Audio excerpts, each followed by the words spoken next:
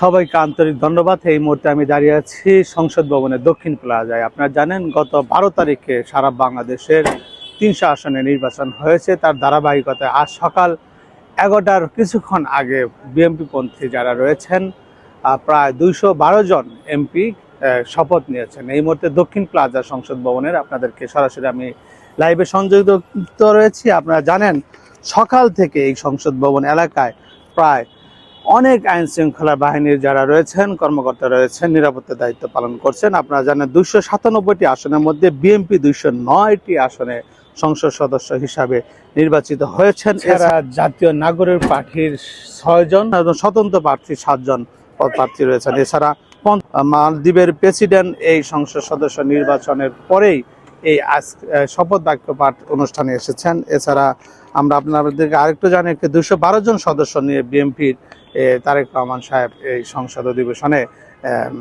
তারা শপথ বাক্য পাঠ করেছেন। প্রধান নির্বাচন কমিশনার AKM নাসির উদ্দিন সাহেব এই সংসদ সদস্যকে শপথ বাক্য পাঠ করেন।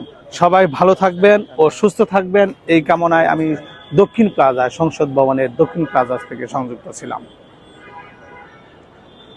শেষ করেন।